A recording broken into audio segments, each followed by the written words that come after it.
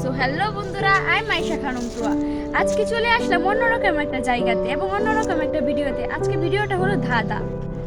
ধাঁধা হলো এমন এক চমৎকার শব্দ যা আমাদের মস্তিষ্ককে চ্যালেঞ্জ করে এবং ভাবতে শেখায়।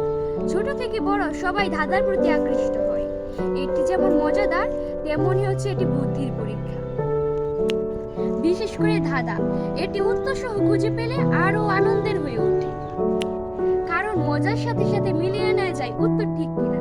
আজকে আপনাদেরকে আমি দুইটা ধাঁধা জিজ্ঞেস করব।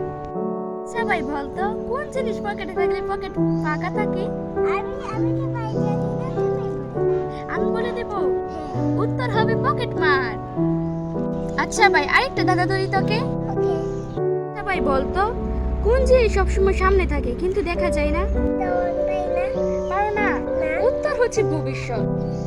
বন্ধুরা, এই দুইটা ধাঁধা যে বললাম, আপনাদের কাছে কেমন লেগেছে অবশ্যই কমেন্টে জানাবেন, আর ভালো লাগে একটা সাবস্ক্রাইব করে দিবেন। টাটা।